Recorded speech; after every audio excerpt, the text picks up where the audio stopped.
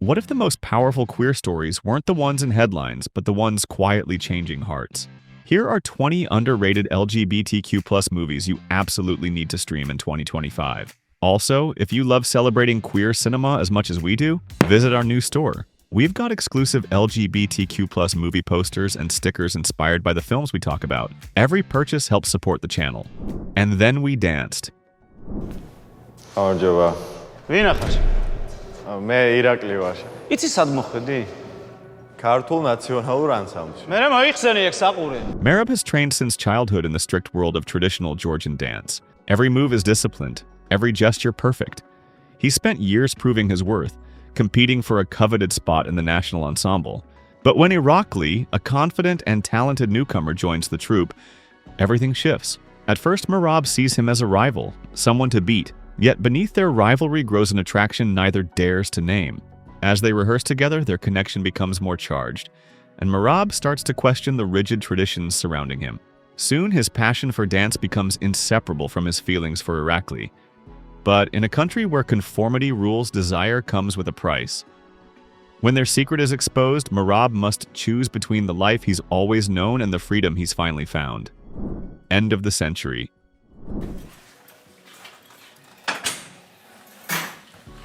Ocho, creo que me voy. ¿Eh? Es que tengo una regla con mi marido.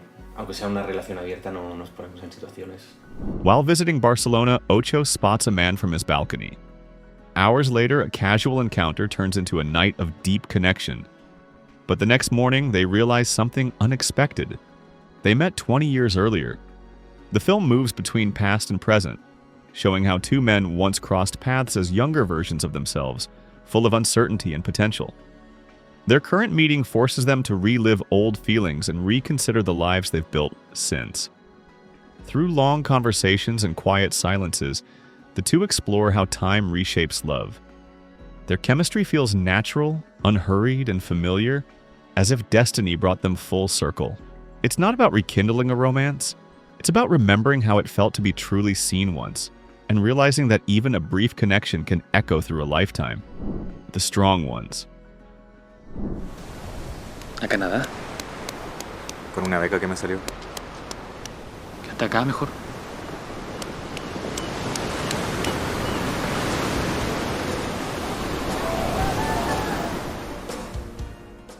Lucas visits his sister in a coastal Chilean town before moving abroad.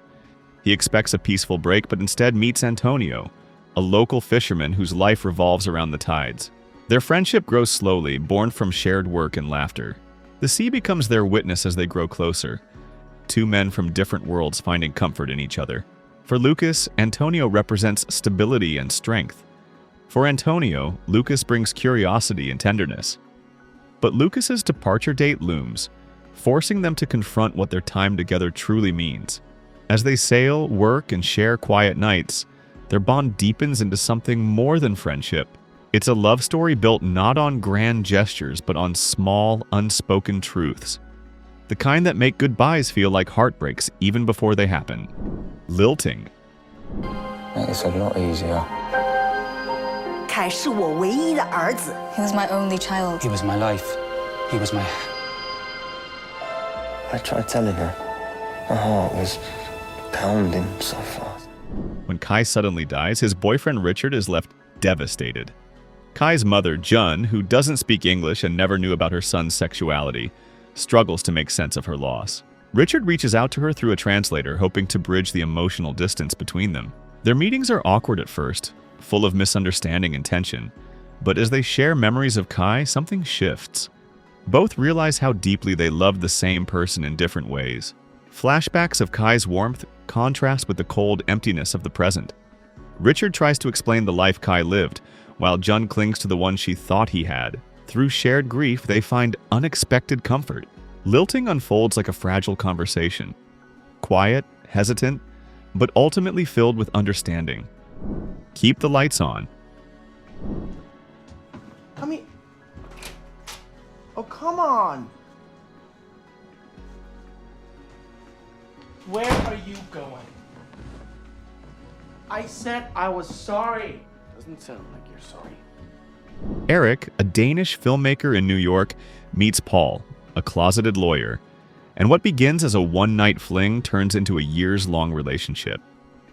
Their love is passionate but volatile, fueled by both tenderness and chaos. Paul's secret drug addiction slowly unravels their lives, while Eric struggles to balance loyalty with self-preservation. The two break up and reunite, caught in a cycle of love, denial, and dependence. As the years pass, Eric documents their journey, both through film and memory, unable to let go of the man who both completes and destroys him. The story isn't glamorous, it's painfully real. Their connection is magnetic yet self-destructive, showing how loving someone sometimes means watching them fall apart while still holding their hand. If you're enjoying these hidden gems, consider supporting the channel by becoming a member. You'll get early access to videos and join a community of true film lovers. Weekend. Oh, thank you. Do you want to get the fuck out of here? What do you mean? Do you want to get the fuck out of here? On a Friday night, Russell meets Glenn at a club. What starts as a casual hookup turns into a weekend that changes them both. Over 2 days, they talk, laugh, and challenge each other's views on love and identity. Russell, quiet and unsure of himself, finds courage in Glenn's openness. Glenn, preparing to move abroad, sees in Russell the honesty he's been missing. They spend the weekend sharing everything, from their fears to their dreams, knowing their time is limited. The film doesn't follow dramatic twists. Instead, it focuses on small, genuine moments between two people learning to trust. As Sunday arrives, neither wants to say goodbye, yet both know they must. It's a fleeting connection that feels more meaningful than many long relationships. Shelter. Cody. You're my dad. No, Cody. I'm your uncle. No, you're my dad. Zach lives in a California beach town, juggling responsibilities, working odd jobs, caring for his nephew, and setting aside his dream of becoming an artist. When his best friend's older brother Sean returns home, Zach's world quietly changes. They begin surfing together, and the connection builds slowly. Comfort, friendship, and then love. Away from everyone, they find moments of peace, far from judgment. But Zach's family obligations and fear of being exposed weigh on him. The ocean becomes their refuge, where everything feels right. When his relationship threatens to disrupt the fragile balance of his life, Zach must choose between staying trapped in responsibility or following what feels true. The story captures the bittersweet beauty of love that grows naturally, and the courage it takes to fight for it. Beach Rats. Come on, you're gonna make me say it. Say it.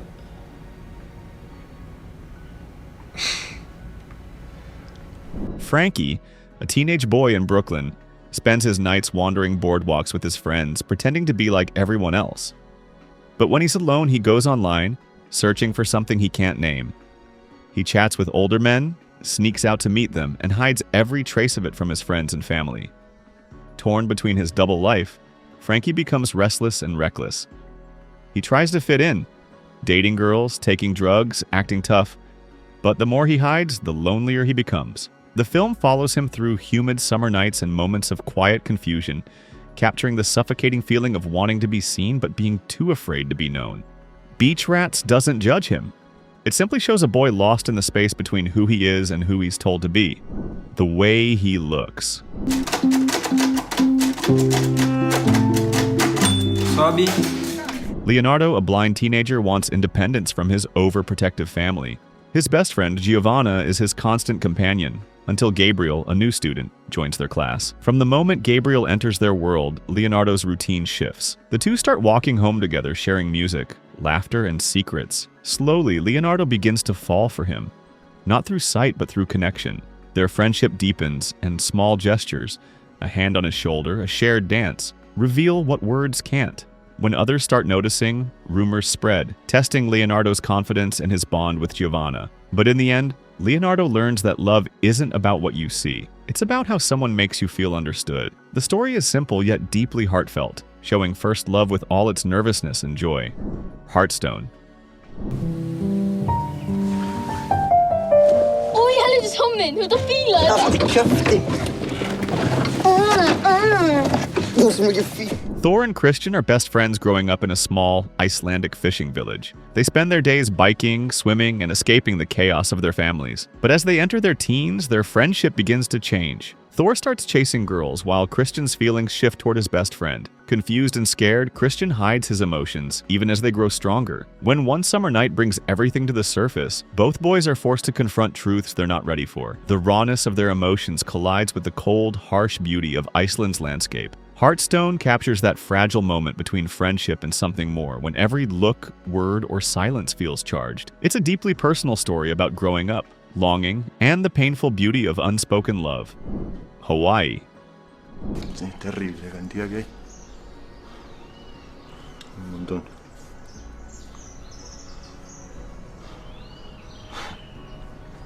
Ahí también tenés. No. Martine, broke and searching for work, visits a rural house looking for a job. The man living there turns out to be Eugenio, an old childhood friend. Eugenio invites Martine to stay and help him while he writes a book. Their days pass quietly, repairing fences, reading, and talking about the past. What starts as nostalgia slowly becomes something intimate. Their glances linger, their silences grow heavier, and their friendship takes on a new meaning. But Martine, burdened by insecurity and poverty, fears overstepping. Eugenio, unsure of his own desires, hides behind politeness. Their connection remains suspended, fragile, beautiful, and real. Hawaii doesn't rely on big confessions. It builds love out of stillness and subtlety. By the time they understand each other, the summer and their chance has already slipped away. Plan B. Ahí pensé el plan B. No. Mentira.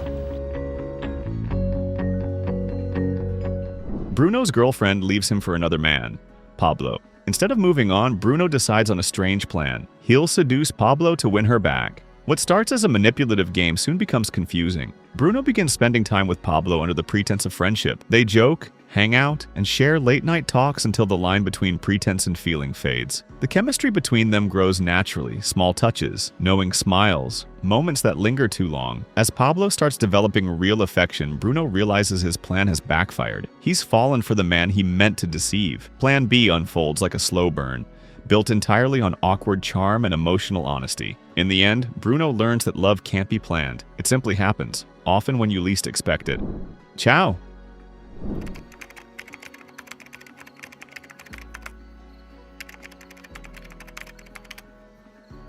I looked through his computer and found the emails, and there's more than 1,000 over the past year. After his best friend Mark dies suddenly, Jeff finds an email thread with Andrea, an Italian man Mark had planned to meet. Out of respect, Jeff invites Andrea to Texas, unsure what to expect. When Andrea arrives, their shared grief becomes the bridge between them. Over quiet dinners and long conversations, they talk about Mark, his quirks, his dreams, his secrets, and through those memories, they get to know each other. The emotional distance slowly gives way to warmth and intimacy. By the time Andrea's visit ends, both men realize that Mark's death created something new, a connection neither saw coming. Ciao is quiet and gentle, showing how love sometimes begins in the most unexpected places, born not from passion, but from understanding and shared loss. The Blonde One.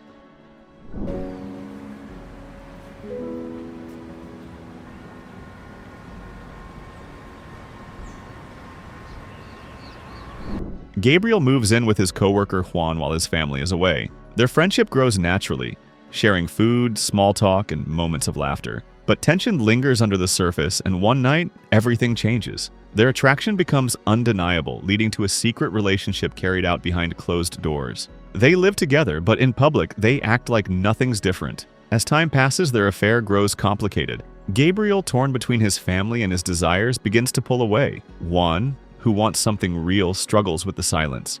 Their love is built on glances and gestures, never spoken, always felt. The Blonde One captures intimacy in its purest, most fragile form, where every hesitation tells a story and every moment could be the last. Seashore. O que tem pra fazer e deu, tá? Relaxa. Martin and Tomás travel together to a small coastal town in southern Brazil to handle a family matter. The trip starts as routine, but the quiet setting begins to draw them closer. They explore abandoned beaches, stay in an empty house, and spend long nights talking about everything and nothing. The winter sea becomes their backdrop, a mirror to the uncertainty inside them. As days pass, their friendship transforms into something neither planned nor fully understands. There's no dramatic confession, just a growing awareness between glances and laughter. The story ends not with resolution, but with the feeling of something new beginning, an emotion too fragile to name. Seashore unfolds like a memory, soft, slow, and achingly real. North Sea, Texas.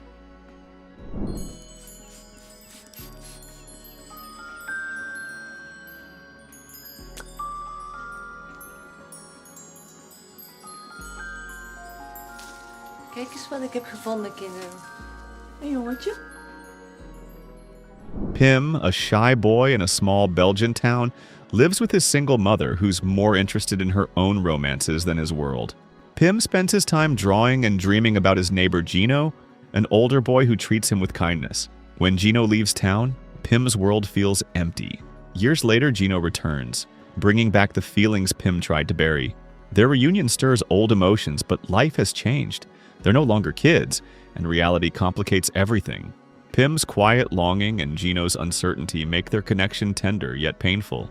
North Sea, Texas beautifully captures that bittersweet ache of first love, the kind that never really fades no matter how much time passes. Benjamin. The table. Do you love the table? Do you love me more than the table or the same?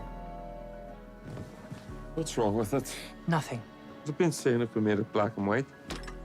Benjamin, a nervous and self-critical filmmaker, is about to premiere his new movie. Behind his success hides deep insecurity and fear of failure. When he meets Noah, a charming musician, everything feels lighter for a moment. They fall into an awkward yet genuine romance, filled with humor and vulnerability. But Benjamin's anxiety and self-doubt soon threaten to ruin what they have. He overanalyzes every word, worries about being unlovable, and keeps pushing Noah away. As his career stumbles and personal life spirals, Benjamin must decide if he's brave enough to let love in without sabotaging it. The film blends awkward humor with raw honesty, showing that sometimes the hardest battle isn't to find love, it's to accept it. Of an Age. Oh my god. Hey! Wake up, princess! Cole, a Serbian-born dancer in Australia, gets a call from his partner's brother, Adam, offering to help him reach a competition after a mix-up. During their day-long drive, a quiet bond begins to form. They talk about music, life, and dreams, feeling an instant but impossible connection. By evening, they share a moment that changes everything. But Adam is leaving for overseas the next day. Years later, when they reunite, the emotions come flooding back. Nostalgia, regret, and everything unsaid. Their reunion is tender but heartbreaking, built on the memory of one perfect day. Of an Age captures love that begins and ends before it has a chance to exist, proving that some people stay with us long after they're gone. Esteros. ¿Quedó buena, no?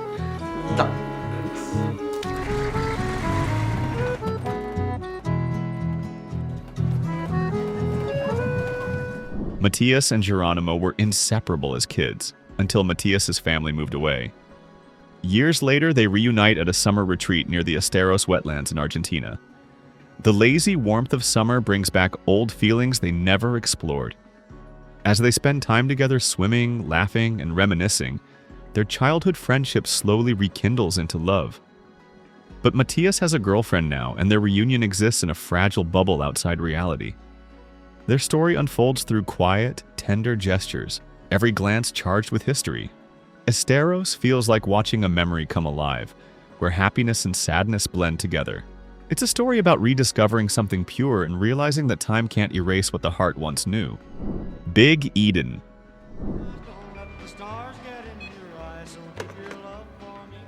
He's my grandfather. You can't wait a day until we've had this opening? I can't believe you. It's not like I want to go. He's in the hospital.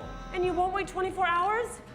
I'll charter you a plane. I don't want to be an orphan. Henry, a successful artist living in New York, returns to his small Montana hometown when his grandfather falls ill. Expecting discomfort, he instead finds warmth and acceptance.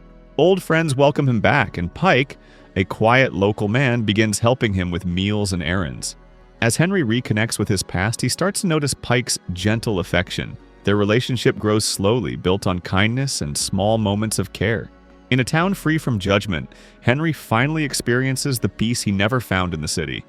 Big Eden flips expectations. It's not about rejection or struggle, but about love, thriving in an unexpected place. By the end, Henry realizes that sometimes the home you return to is the one that finally lets you be yourself.